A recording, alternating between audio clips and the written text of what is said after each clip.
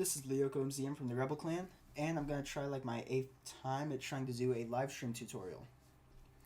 First of all, I am recording the physical stuff with my S3, Galaxy S3, and anything on screen, like on the desktop screen, with Cam Studio, and all audio is being recorded with Audacity and the Blue Yeti here.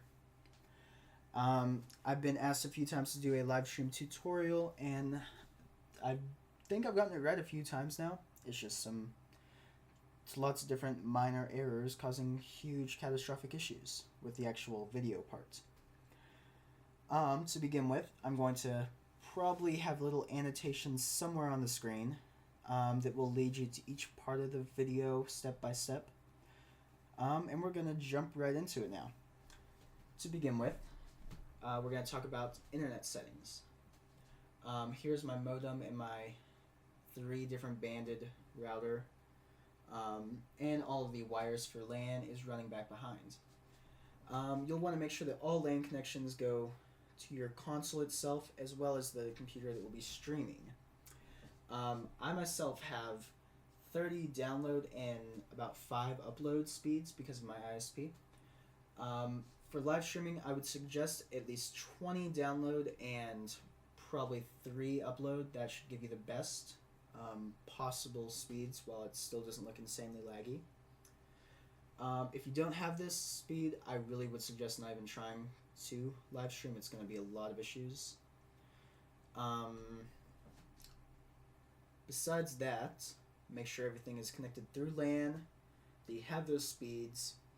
If you want to try and get any higher speeds, talk to your ISP. Sorry if you all can't hear me as well over here away from the mic. But you can talk to your ISP. Not all areas offer high speeds, as Chris well knows. Now we're going to move away from talking about internet speeds, which I wanted to get those out first because if you know you don't have those speeds, you probably don't even want to finish this video. After that, you will need your console, which should be close enough for a LAN connection with your stuff. Your TV you'll be playing on, a separate recording mic, such as a nice professional Blue Yeti, probably some sort of small Bluetooth device that you can talk to your friends with. Make sure your TV has a headphone jack for a pair of headphones. I suggest one with a sort of like thing to go around your ear so that they don't fall out as much while you're playing. Those are always very nice to have. That way you're not constantly adjusting your headphones. Then you'll need your HD PVR. That's a must for any sort of gaming thing, as long as it's like a console. PC, that's different. And then your live streaming computer, it needs to have probably over 4 gigs of RAM. I would suggest 8 gigs of RAM and 2 gigs of video RAM, like this one. And then mini fridge with drinks and a comfy chair to sit in, because that's a must. From there, we're going to get into some of the more physical setup of stuff. Sorry if my chair was loud. First of all cables will eventually find their way probably to either your HD PVR or your laptop. First of all, you have 2 rows on the back of the HD PVR, similar to how these little spots are. I can't think of the word for that. You'll have the top row of component cables that go to your TV, and they go into the back of the TV. No HDMI will be used here, only component cables, the red, blue, and green, and then white and red audio. You'll also have your second set of component cables that connect to your PS3, Xbox, Wii, if you have one of those. And all of that will go, the component cables go from PS3 to HD PVR. Second set go from HD PVR to the TV. You'll also have the HD PVR power cable and the USB cable that will connect to your computer. For all of your devices, I suggest having a sort of, let me move this little thing, a power strip, and sorry it's really dark, that offers surge protection to protect your nice devices. After that, you'll want to go to your PS3's display settings, video output settings, let me zoom in some. You'll be using component or D-terminal. Component is what you're actually using. Not HDMI. The HDMI is not compatible with the HDPVR, and the HDPVR2, which has HDMI, does not work with PS3, and probably will not work with Xbox 720 or PS4 either. After that, you'll want to probably go with 720p for live streaming, maybe the 1080s for recording, but I stick with 720 for everything. After that, you'll then go to your audio output settings and stick with the audio input connector. I've used optical before, not for streaming, but just for recording. I had a lot of problems with setting it up actually, and so I went back to audio input because it seemed like one day something would work and then the next day it would stop working for no reason at all. So this just works best. After that, you've set up your display settings. Now we're going to move on to the accessory settings. Audio device settings. And from here we're going to do a little bit of audio chat work that's kind of hard to grasp at first, but I think I can explain it. First of all, your input device needs to be the wireless Bluetooth or a wireless headset.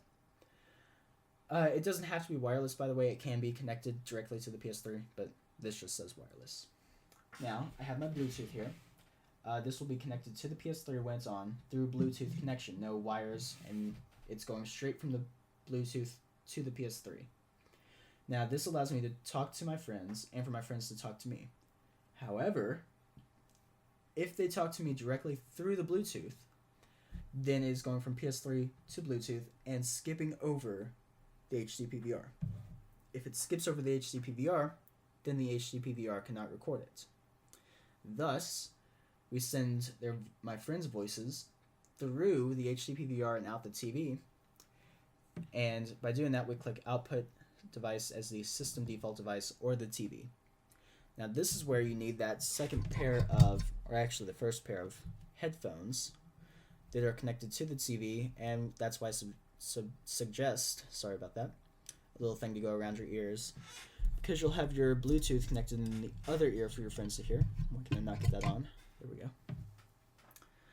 And that allows you to hear your friends and for your friends' voices to be recorded.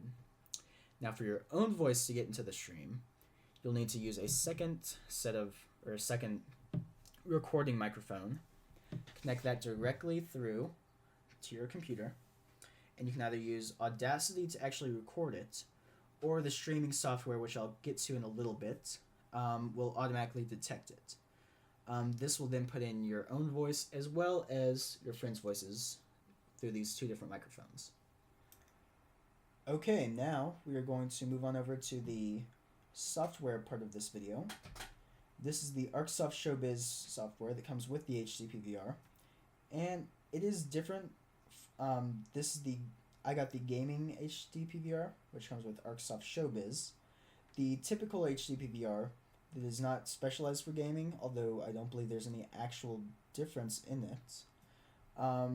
It has a little bit different software. Hopefully Chris will show you that in a future video. It has 3 tabs. First of all, the edit and produce. For edit, you just drag your video down here and then hit produce and create file, and it will export the file into something that you can use your editing software to actually edit together. Now you can use the capture module here and give it a second or two to load. Hopefully it is not messing up my Cam Studio recording software. You can use this screen to actually check that everything is working and to do the actual recording part. First of all, you need to check and make sure your source is the HDPVR. It could be on an analog capture or the webcam or anything else in your laptop. So make sure it's that. Refresh if you don't see it at first. After that, you'll want to make sure your video input is the YPB PR, the component cables we messed with earlier.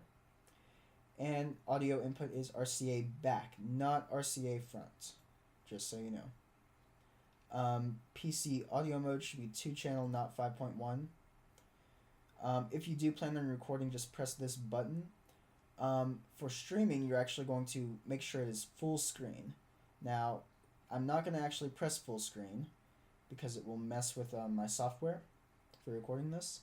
But once you've pressed full screen, to look at your other programs while leaving it full screen, you hit Alt and then Tab, and you can move around between different windows that you have open, including your desktop. And this way you will still leave the video full screen and good for live streaming. Okay, now we're going to look at the live streaming software known as XSplit. There will be a link in the descriptions where you can buy it at. It is the preferred choice for live streaming to Twitch. It's very simple to use and causes people very few problems. To begin with, I'm going to show you how to set up a scene, such as a starting stream, a gameplay screen, or an AFK screen. So we're going to use a blank scene here. Notice you have 12 of them, so you have lots of choices. And we're going to add a game. Capture module DX9 is the first one on here. We'll give you this screen over here. See? Now you can stretch it out as you want. Very easy to maneuver. Notice the black border here.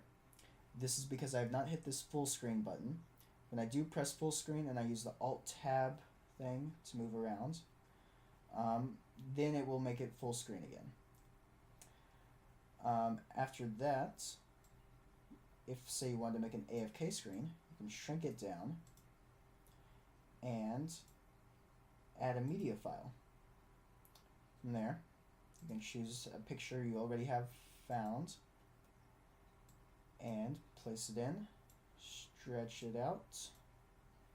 Now notice how it covered up our game. If we go down here, sorry about my voice crack, we can pick the capture module and move it up one, and now it's back on top. Next, we want to add in a title. Now, add title is here for me, but if it is not here for you, go to more sources. It'll pop up a little window, and you can find it in a list of free sources you can plug in or put in. Once you have add title put in, you can click it, type in whatever text you want, such as "We are now AFK, be back soon," something like that. You can change any font, change the color, style, alignment, opacity. You can also enable scrolling and set different speeds for that. Once you have all that set up, you can place it in.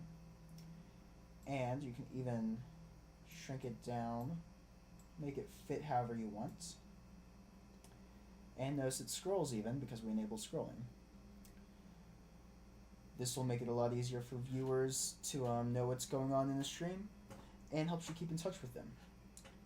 Now, we can head up to Tools and General Settings. You can set different settings here. All of these you want checked normally.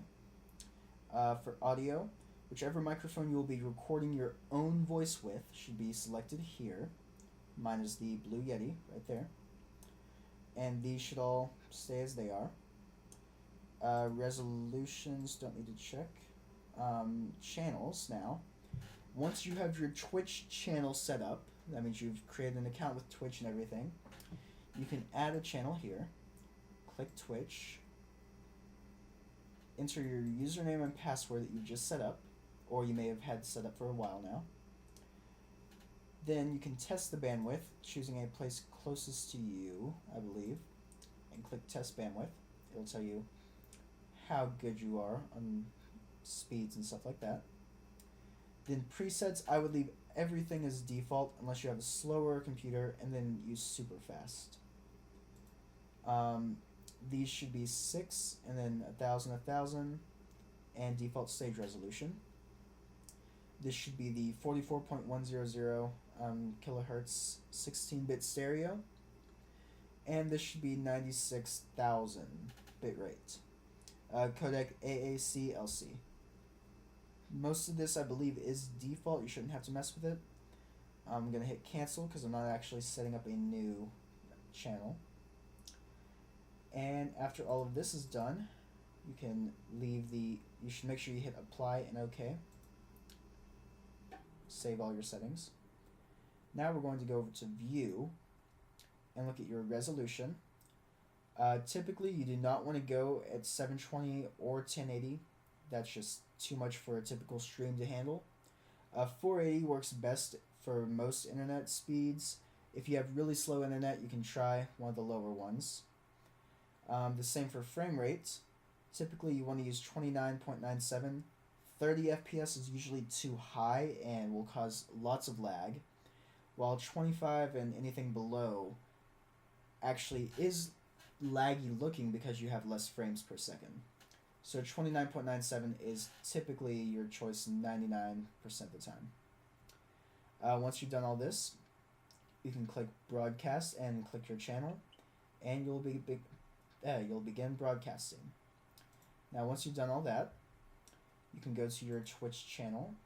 Let me pull up Google Chrome. Go to Twitch and go to your channel.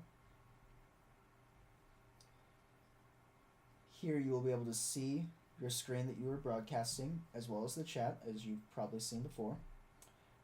Typically what I do is overlay the XSplit screen on top of my video because they will be showing the exact same thing, and then leave room for me to view the chat on the side and talk to any of my viewers. This should be everything you need to know for live streams. I hope this has been very informational. Until next time, I am Lyoko MZM from the Rebel Clan. If you have any questions whatsoever, be them about the video, about live streaming, just any questions at all, please feel free to drop a comment or inbox us.